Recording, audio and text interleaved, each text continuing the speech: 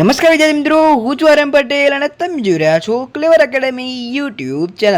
તો આજના વિડીયોની અંદર આજે આપણે જોવાના છીએ ધોરણ 9 વિષય સામાજિક વિજ્ઞાન ચેપ્ટર નંબર 8 ભારતના રાજ્ય બંધારણનું ઘડતર અને લક્ષણો એનું સ્વાધ્યાયનું સંપૂર્ણ સોલ્યુશન જોવાના છે, જેથી વિડીયોને એન્ડ સુધી જોતા રહેજો। તો ચલો વિદ્યાર્થી મિત્રો, તમારો ટાઈમ વેસ્ટ ન કરતા વિડીયોની શરૂઆત કરીએ।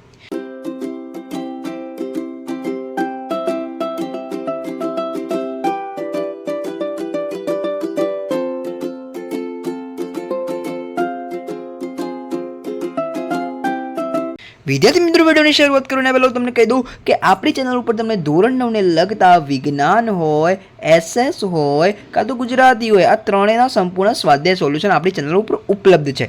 જાઓ અને જોઈ લો, અલગ અલગ પ્લેલિસ્ટ બનાવેલા છે। ઓકે, અને તમને પહેલી પરીક્ષા હોય, બીજી પરીક્ષા હોય કે તો વાર્ષિક પરીક્ષા હોય, એના આઈએમપી આપણી ચેનલ પર મળશે। અને ધોરણ 10ની અંદર બી આવશો તો બી આઈએમપી મળશે, 11માં 12માં બધામાં આઈએમપી મળશે। તો સબસ્ક્રાઇબ કરીને રાખજો। ઓકે, તો હજુ તમે ધોરણ 9ના વિદ્યાર્થી હોય તો હજુ સુધી તમારે ધોરણ 10, ધોરણ 11, ધોરણ 12 કાઢવાનું છે, એટલે આ ચેનલ તમને બહુ હેલ્પફુલ કરશે। ઓકે, સબસ્ક્રાઇબ કરીને રાખજો। વાત કરીશું પ્રશ્ન નંબર 1। પ્રશ્ન નંબર 1 છે, નીચેના પ્રશ્નોના ટૂંકમાં જવાબ આપો। ભારતના આમુખમાં કયા કયા આદર્શો જણાવવામાં આવે છે? તો આદર્શ કયા કયા આદર્શો છે? પહેલું છે સામાજિક, આર્થિક અને રાજકીય વિચાર। બીજું છે અભિવ્યક્તિ માન્યતા। ત્રીજું છે સાર્વભૌમ, સમાજવાદી અને પ્રજાસત્તાક। ચોથું છે ધર્મ અને ઉપાસનાની સ્વતંત્રતા। પાંચમું છે દરજ્જા અને તકની પ્રાપ્ત થાય તેમ કરવાનો। છઠ્ઠું છે તેઓ સર્વમાં વ્યક્તિનું ગૌરવની સ્થાપના, એકતા અને અખંડતા સુદૃઢ કરે તેવી ભાવના। તો વિદ્યાર્થી મિત્રો, થઈ ગયો જવાબ। તમારા સ્ક્રીનશોટ લેવો તો લઈ લેજો, કાં તો લખવો તો લખી લેજો। વાત કરીશું આગળ। પ્રશ્ન નંબર 1ની અંદર બીજો પ્રશ્ન છે, સાર્વત્રિક પુખ્તવય મતાધિકાર કોને કહેવાય? તો ભારતના બંધારણમાં 18 વર્ષની ઉંમરના તમામ નાગરિકોને કોઈપણ જાતિ, ધર્મ, શિક્ષણ, આવક, કોમ કે જન્મસ્થાન જેવા કોઈપણ જાતના ભેદભાવ મુક્ત રીતે દરેક નાગરિકને સમાન અધિકાર આપવો તેને સાર્વત્રિક પુખ્તવય મતાધિકાર કહેવાય છે। વાત કરીશું ત્રીજો પ્રશ્ન, ભારતીય બંધારણ સમવાય છે ચર્ચો। તો બંધારણે ભારતને રાજ્યોના સંઘ તરીકે ઉલ્લેખ કર્યો છે। ભારતમાં સંઘ રાજ્યો વચ્ચે કાયમી સંબંધોને લેખિત સ્વરૂપમાં સ્પષ્ટતા કરવામાં આવી છે, એટલે રાજ્યોને સંઘથી અલગ કરવાનો અધિકાર નથી। સંઘ સરકારને વિશેષ ચડિયાતી સત્તાઓ આપવામાં આવી છે। રાજ્ય સરકાર કરતાં કાયદામાં 3 યાદીઓમાંથી કોઈ પણ ન આવે તો કાયદા ઘડવાની શેષ સત્તા માત્ર સંઘ સરકારને આપવામાં આવી છે। બંધારણે રાષ્ટ્રીય હિતને સર્વોપરી ગણ્યું છે। કટોકટી સમયે દેશનું બંધારણ સમવાય તંત્રે મટી એક તંત્રી બનાવી શકાય એવી જોગવાઈ કરવામાં આવી। બરોબર, તો વિદ્યાર્થી મિત્રો આનો સ્ક્રીનશોટ લઈ લેજો। ઓકે, હવે આપણે જોઈશું ચોથો, આ ત્રીજો છે। વાત કરીશું ચોથા પ્રશ્નની। તો સંસદીય પદ્ધતિની સરકારના લક્ષણો જણાવો। તો લક્ષણો નીચે મુજબ છે, લોકશાહીમાં લોકસભામાં જ સાચી સત્તા સ્થાપિત થયેલી છે। સાંસદના 2 ગૃહો છે, કેટલા? ઉપલું ગૃહ, એક તો પહેલું છે ઉપલું ગૃહ, બરાબર। ઉપલા ગૃહમાં શું છે? રાજ્યસભા, અને નીચલું ગૃહમાં શું છે? લોકસભા। ઉપલું ગૃહ રાજ્યસભા, નીચલું ગૃહ લોકસભા। કેન્દ્રમાં રાષ્ટ્રપતિના નામે તથા રાજ્યમાં રાજ્યપાલના નામે વહીવટ ચાલતો હોવા છતાં ખરેખર સત્તા કેન્દ્રમાં વડાપ્રધાનની આગેવાની હેઠળનું પ્રધાનમંડળ અને રાજ્યોમાં મુખ્યપ્રધાન વડાપ્રધાન હેઠળનું પ્રધાનમંડળ જ વહીવટ અને કારોબારી સત્તા ભોગવે છે। લોકસભા એ કાયમી ગૃહ નથી। આ મોસ્ટ આઈએમપી છે। ઓકે, મોસ્ટ આઈએમપી સેન્ટેન્સ છે, તમે સાચા ખોટામાં પૂછાઈ શકે। લોકસભા એ કેવું ગૃહ છે? કાયમી ગૃહ નથી। બરોબર છે, યાદ રાખજો। એની 5 વર્ષની મુદત હોય છે। રાજ્યસભામાં વિવિધ ક્ષેત્રના નિષ્ણાત અને અનુભવી 12 વ્યક્તિઓની સભા તરીકેની પસંદગી રાષ્ટ્રપતિ કરે છે। રાજ્યસભા એ કાયમી ગૃહ છે। રાજ્યસભા એ શું છે? કાયમી ગૃહ છે। લોકસભા એ કાયમી ગૃહ નથી। તેના 13 સભ્યો દર 2 વર્ષે નિવૃત્ત થાય છે। તો વિદ્યાર્થી મિત્રો, સ્ક્રીનશોટ લઈ લેજો આનો। ઓકે, જેથી તમને હેલ્પફુલ થાય તમારે સ્વાધ્યાયની નોટની અંદર નોટ ડાઉન કરતા, આ તો પહેલી પરીક્ષાની અંદર મોઢે પ્રશ્નો કરવા હોય તો થઈ શકે છે। એકીકૃત ન્યાયતંત્ર એટલે શું? તો બંધારણીય જોગવાઈ અનુસાર ભારતમાં સ્વતંત્ર, નિષ્પક્ષ અને એકસૂત્રી ન્યાયતંત્રની સ્થાપના કરી છે। ટોચ સર્વોચ્ચ અદાલત પછી મધ્યમાં એટલે કે રાજ્ય કક્ષાએ વડી અદાલતો અને નીચે જિલ્લા કક્ષાની અને તાબાની અદાલતો વિશેષ અદાલતો હોય છે। ન્યાયતંત્ર કારોબારીથી સ્વતંત્ર છે। બંધારણના રક્ષક અને વાલી તરીકે ન્યાયતંત્ર નાગરિકોના અધિકારોનું રક્ષણ કરે છે। તો વિદ્યાર્થી મિત્રો, આ પ્રશ્નનો સ્ક્રીનશોટ લઈ લેજો, કાં તો લખી લેજો। બરાબર, વાત કરીશું પ્રશ્ન નંબર 6, બંધારણમાં સુધારાની જોગવાઈ સ્પષ્ટ કરો। તો વિદ્યાર્થી મિત્રો એનો જવાબ આવશે બંધારણમાં ફેરફારોની કલમોને 3 ભાગમાં વહેંચવામાં આવી છે, બરોબર. અમુક જોગવાઈઓમાં સાંસદના હાજર અને મત આપતા સભ્યોની યાદી બહુમતીથી સુધારી કરી શકાય છે. અમુક જોગવાઈઓમાં સંસદના બંને ગૃહોની કુલ સભ્ય સંખ્યાની બહુમતી અને હાજર તેમજ મત આપતા સભ્યોની 2/3 સ્પષ્ટ બહુમતીથી ફેરફાર થઈ શકે છે. બંધારણના અમુક ભાગમાં સુધારો કરવા માટે સંસદના બંને ગૃહોની કુલ સંખ્યાની બહુમતી તેમજ હાજર અને મત આપતા સભ્યોની 2/3 બહુમતી ઉપરાંત અડધા કરતાં વધુ ઘટક રાજ્યોની વિધાનસભા ગૃહની મંજૂરી જરૂરી છે. તો મારા વાલા વિદ્યાર્થી મિત્રો, જોઈ લેજો છઠ્ઠો પ્રશ્ન અને સ્ક્રીનશોટ લઈ લેજો.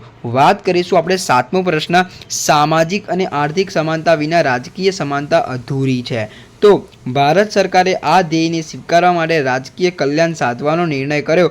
દેશની પ્રજાનું જીવન ધોરણ ઊંચું લાવી દેશમાં આર્થિક સમાનતા સાધવા ભારત સરકારે અનેક યોજના અમલમાં મૂકી છે. તો વિદ્યાર્થી મિત્રો, હવે આપણે વાત કરીશું પ્રશ્ન નંબર 2. એના નીચેના વિધાનો સમજાવો. એમાં પહેલો પ્રશ્ન છે, આમુખ ભારતીય બંધારણનો અર્થ છે. વિધાન સમજાવો કાં તો કારણ આવી શકે છે. વેરી મોસ્ટ IMP પ્રશ્ન છે. આમુખમાંથી અનેક વસ્તુઓ જાણવા મળે છે, જેમ કે કયા પ્રકારની મુશ્કેલીઓ નિવારવા માટેનો કાયદો ઘડવામાં આવી રહ્યો છે.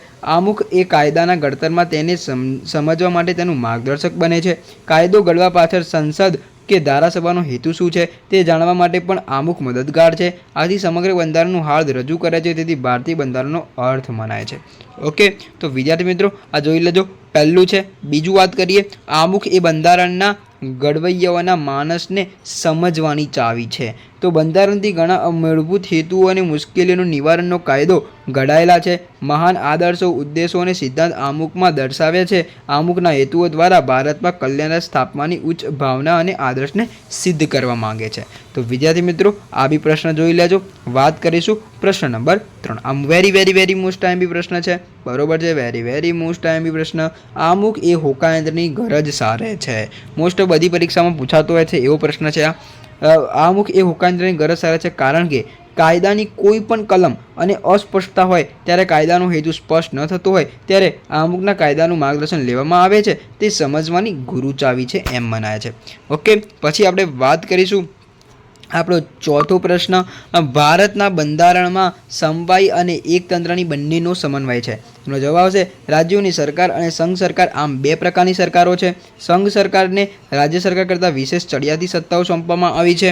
બંને સરકારો વચ્ચે કાર્યોની સ્પષ્ટ વહેંચણી કરવામાં આવી છે. કોઈ રાજ્યમાં કે દેશમાં બંધારણીય કટોકટીની પરિસ્થિતિ સર્જાય ત્યારે બધી સત્તા કેન્દ્ર સરકાર અને રાષ્ટ્ર પ્રમુખને સોંપવામાં આવી છે. આ સમયે ભારતનું બંધારણ એકતંત્રી બની છે, બરોબર. તો વિદ્યાર્થી મિત્રો, આ પ્રશ્ન જોઈ લેજો. વાત કરીશું હવે આપણો 5મો પ્રશ્ન, એટલે કે આ બી વેરી મોસ્ટ IMP પ્રશ્ન છે. વેરી મોસ્ટ IMP કોઈ તમારે તૈયાર કરી લેવાના. અત્યાર સુધીમાં મેં 3 પ્રશ્ન કીધા, તમને ખબર હશે, આખો વિડીયો જોયો હશે. તો ભારત એ બિન સાંપ્રદાયિક રાજ્ય છે. ભારત સરકાર ધાર્મિક બાબતોમાં તટસ્થ અને નિષ્પક્ષ છે. દરેક લોકોનો પોતાની પસંદગીનો ધર્મ પાળવાની છૂટ છે. દરેક નાગરિકોને ધાર્મિક સ્વતંત્રનો મૂળભૂત હક આપવામાં આવે છે. રાજ્યના ઘણા ધર્મોને એ સમાન ગણે છે. કોઈ પણ ધર્મને કારણે ઊંચ નીચ નથી. આમ કહી શકાય કે ભારત એ બિન સાંપ્રદાયિક રાજ્ય છે. તો જોઈ લેજો. હવે આપણે વાત કરીશું પ્રશ્ન નંબર 6. ભારત એ લોકશાહી પ્રજાસત્તાક રાજ્ય છે. આ બી વેરી મોસ્ટ IMP પ્રશ્ન રહેશે. ભારતમાં કોઈ પણ વ્યક્તિ કે કુટુંબનું પરંપરાગત શાસન નથી. સાર્વત્રિક પુખ્ત વય મતાધિકારનો મૂળભૂત હક છે. ધારાસભ્યોને વિશેષ સત્તાઓ, સ્વતંત્ર ન્યાયતંત્રની વ્યવસ્થા વગેરે જોગવાઈઓ ભારતને લોકશાહી દેશ જાહેર કરે છે. ભારતના રાષ્ટ્રપ્રમુખનો હોદ્દો વંશ પરંપરાગત નથી. ભારતની પ્રજા ચૂંટણી દ્વારા કોઈપણ સરકારને પદભ્રષ્ટ કરી શકે છે. ઓકે, આનો સ્ક્રીનશોટ લઈ લેજો કાં નોટ ડાઉન કરી દેજો. ઓકે, તો એક પણ પ્રશ્ન ભૂલી જતા ના. જો તમે સ્કીપ કરીને વિડીયોને દોરાયો હશે તો તમને કશું ખબર નહીં પડે. ભારત એક અખંડ અને અવિભાજ્ય સંઘ રાજ્ય છે. વિધાન સમજાવો. તો કેન્દ્રના એકમ રાજ્યો કેન્દ્રમાંથી સ્વતંત્ર થવાનો અધિકાર ધરાવતા નથી. ભારતમાં રાષ્ટ્રીય રાજધાની પ્રદેશ દિલ્હી સહિત કુલ 7 કેન્દ્ર શાસિત પ્રદેશો અનુકૂળ 29 રાજ્યો છે. અહીંયા થોડી મિસ્ટેક છે. આ જે સેન્ટેન્સ હતું આ મુદ્દો નથી, આ સેન્ટેન્સ અધૂરું અહીંયાથી મેં ચાલુ કરેલું છે. ઓકે, વાંધો નહીં. ઓકે, તમને ખબર પડી ગઈ હશે. ભારતના બંધારણને રાજ્યોના સંઘ તરીકે દર્શાવવામાં આવ્યા છે. ઓકે, તો આનો સ્ક્રીનશોટ લઈ લેજો. વાત કરીશું આગળ પ્રશ્ન નંબર 8.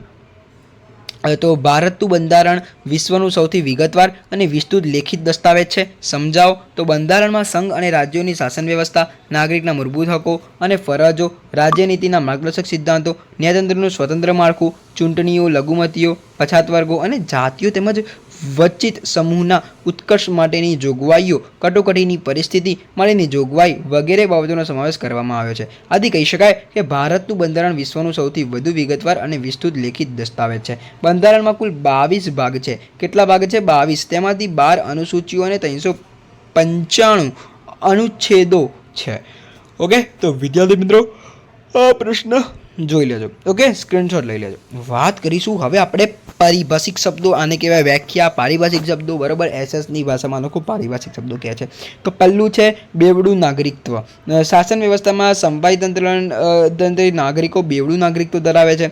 બે પ્રકારનું નાગરિકત્વ એટલે કે બેવડું નાગરિકત્વ. એકદમ ઇઝી ભાષામાં તમે કહો તો આ બે પ્રકારનું નાગરિકત્વ એટલે બેવડું નાગરિકત્વ. બરાબર છે. યુએસએમાં છે ત્યાં દરેક નાગરિક બેવડું નાગરિકત્વ ધરાવે છે. યુએસએ એટલે કે અમેરિકા. સંસદીય પદ્ધતિ. યુએસએમાં પ્રમુખ પદ્ધતિ લોકશાહી છે. સંસદીય પદ્ધતિ એટલે કે શાસન પદ્ધતિમાં સંસદ લોકો દ્વારા ચૂંટાયેલા પ્રતિનિધિઓની બનેલી સંસદ. ભારતમાં સંસદીય પદ્ધતિ લોકશાહી છે. ઓકે, તો જોઈ લેજો. વાત કરીશું પ્રશ્ન નંબર 3 એટલે કે ત્રીજો પારિભાષિક શબ્દ જવાબદાર સરકાર. સમગ્ર મંત્રીમંડળ તેના કાર્યો માટે લોકસત્તાને સંયુક્ત રીતે જવાબદાર ગણે છે. તેથી સંસદીય સરકાર જવાબદાર સરકાર કહેવાય છે. એકદમ ઇઝી. અહીંયાથી લઈને અહીંયા સુધી તમારે વ્યાખ્યા લખવાની છે. આત્મવિશ્વાસનો ઠરાવ મંત્રીમંડળ સામેનો ગણાય છે. એ આવું મંત્રીમંડળને રાજીનામું આપવું પડે છે. ઓકે, તમે અહીંયા તમે લખશો તો તમને પૂરા માર્ક્સ આપશે. પણ જો તમારો 2 માર્ક્સનો પ્રશ્ન છે તો તમારે અહીંયા સુધી અહીંયા લખવું પડે. ઓકે, કેન્દ્ર યાદી. કેન્દ્ર યાદીની અંદર સંઘ યાદીમાં કુલ 97 જેટલા વિષયોનો સમાવેશ થાય છે, જેમાં કાયદો ઘડવાની સંપૂર્ણ સત્તા સંસદ ધરાવે છે. અણુશક્તિ, વીમો, તાર ટપાલ, રેલવે જેવા રાષ્ટ્રીય મહત્વ ધરાવતા ક્ષેત્રમાં કેન્દ્ર સર્વોપરી સત્તા ધરાવે છે. તો વિદ્યાર્થી મિત્રો જોઈ લેજો આ બંને ટોપિકને.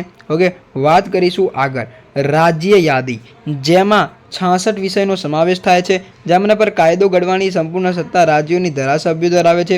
કાયદો અને વ્યવસ્થા કૃષિ, સિંચાઈ, ભૂમિ, વેપાર, વાણિજ્ય વિષયક સેવાઓ વગેરેનો સમાવેશ થાય છે. ઓકે, પછી છઠ્ઠું સંયુક્ત યાદી. સંયુક્ત યાદીમાં 47 જેટલા વિષયોનો સમાવેશ કરવામાં આવે છે, જેમના પર કાયદો ઘડવાની સત્તા કેન્દ્ર અને રાજ્યો બંને ધરાવે છે. સંભાઈ તંત્રમાં કેન્દ્રની યાદીમાં પણ વિશેષ સત્તાઓ આપે છે. ઓકે, તો વિદ્યાર્થી મિત્રો જોઈ લેજો. વાત કરીશું આગળ 7મો એટલે કે શેષ સત્તા. જે વિષયોનો કેન્દ્ર અને રાજ્યો વચ્ચે સત્તાને સ્પષ્ટ વહેંચણી ન થઈ હોય તે વિષયનો સમાવેશ શેષ સત્તાઓમાં કરવામાં આવે છે. તેથી રાજ્યોએ કેન્દ્ર પાસેથી ગ્રાન્ટ સ્વરૂપે આર્થિક સહાયનો આધાર રાખવો પડે છે. પછી 8મું સામ્રાજ્યવાદ. ભારતમાં 1976માં કટોકટી શાસન દરમિયાન બંધારણના 42માં સુધારા દ્વારા આમુખમાં સમાજવાદી શબ્દ ઉમેરવામાં આવ્યો છે. ભારતીય બંધારણની મોટાભાગની જોગવાઈ પ્રત્યક્ષ કે પરોક્ષ રીતે સામાજિક ક્રાંતિ દ્વારા સામાજિક અને આર્થિક સમાનતા સાધીને કલ્યાણ રાજ સ્થાપવાનો મૂળ ઉદ્દેશ છે. ઓકે, તો વિદ્યાર્થી મિત્રો જોઈ લેજો. વાત કરીશું આગળ 9મું એ છે લોકશાહી. ભારતના બંધારણમાં ભારતના લોકોને આખરી સાર્વભૌમ સત્તા આપવામાં આવી છે. લોકશાહી શબ્દ મૂળ ગ્રીક શબ્દ ડીમસ અને ક્રેટોસમાંથી ઉતરી આવ્યો છે. પછી અદાલતી સમીક્ષા. સંસદે કે ધારાસભ્યોએ ઘડેલા કાયદો અને બહાર પાડેલા આદેશો, ચુકાદાઓ અને બંધારણીય સુધારાઓ સમીક્ષા કરવાની સત્તા અદાલતને આપવામાં આવી છે. અદાલત સમીક્ષા બંધારણનું વિશિષ્ટ લક્ષણ છે. ઓકે, તો જોઈ લેજો વિદ્યાર્થી મિત્રો આ 2 પોઈન્ટને. હવે આપણે વાત કરીશું સીધા વિકલ્પની. તો વિદ્યાર્થી મિત્રો વિકલ્પોની અંદર પહેલું છે બંધારણ ઘડતરનું કાર્ય ક્યારે પૂર્ણ થયું. ક્યારે પૂર્ણ થયું? તો બી આવશે ઈસવીસન 1949. પછી કેન્દ્ર યાદીમાં કેટલા વિષયો સમાવિષ્ટ છે? કેટલા વિષયો સમાવિષ્ટ છે? સી આવશે 97. પછી વાત કરીએ ભારતના બંધારણમાં કુલ કેટલા અનુચ્છેદો અને પરિશિષ્ટો છે? તો બી આવશે 395 અને 12. એટલે કે અનુચ્છેદો જે છે એ 395 છે, પરિશિષ્ટો 12 છે. ઓકે, વાત કરીએ ભારતીય બંધારણ સભાના અધ્યક્ષનું નામ આપો. ડૉક્ટર રાજેન્દ્ર પ્રસાદ. વાત કરીએ ભારતનું બંધારણ ક્યારે અમલમાં આવ્યું? 26 જાન્યુઆરી 1950. બરોબર. ભારતનું બંધારણ ક્યારે અમલમાં આવ્યું? 26 જાન્યુઆરી 1950. વાત કરીશું આગળ. હવે આપણો પ્રશ્ન નંબર 5. અહીંયા દેખો જે છઠ્ઠો વિકલ્પ જે છે એની અંદર હું ટાઈપિંગ કરવાનું ભૂલી ગયો છું, બંધારણના સભ્યોવાળો. તો એની અંદર તમારો એ આવશે, ઓપ્શન એ 385. બરાબર છે. આ તમારા ચોપડીની અંદર જોઈ લેજો. ઓકે, વાત કરીશું આગળ. પ્રશ્ન નંબર 5. બંધારણના વિશિષ્ટ લક્ષણો પૈકી દ્વિગૃહી, સંસદીય પદ્ધતિ, સમવાયી અને એકતંત્રી વ્યવસ્થા આ બધાના વિશે સવિસ્તર કરવાનો છે. તો પહેલું છે દ્વિગૃહી સંસદીય પદ્ધતિ. આ કંઈ ઇમ્પોર્ટન્ટ જેવું નથી, એટલે તમે લખી શકો છો. બરાબર, એટલે તમારા હેતુલક્ષીમાં કામમાં આવી શકે છે. પછી સમવાયી, સમવાયીમાં તમે આ વસ્તુ લખી શકો છો. ઓકે, સ્ક્રીનશોટ લઈ લેજો. દ્વિગૃહી, સમવાયી. ઓકે, પછી આપણે વાત કરીશું એકીકૃત અને સ્વતંત્ર ન્યાયતંત્ર. તો એની અંદર 3 પોઈન્ટ લખી શકો છો. બરાબર છે. પછી બંધારણમાં સુધારા, એની અંદર તમે આ 3 પોઈન્ટ લખી શકો છો. તો જોઈ લેજો. એની અંદર આ જે પેલો પ્રશ્ન હતો એની અંદર એક આ સ્ક્રીનશોટ લઈ લેજો અને એક આ સ્ક્રીનશોટ લઈ લેજો. બરાબર, આ બંને સ્ક્રીનશોટ લઈ લેજો એટલે તમારું સંપૂર્ણ સ્વાધ્યાય સોલ્યુશન પતી જશે. ઓકે, આઈ હોપ કે તમને આ વિડીયો સારો લાગે છે. વિડીયો સારો લાગે વિડીયો લાઈક કરજો, ચેનલની અંદર સબસ્ક્રાઈબ કરજો, બેલ આઇકન પ્રેસ કરજો. મળીશું નેક્સ્ટ વિડીયોમાં. ત્યાં સુધી good bye, take care, all the best.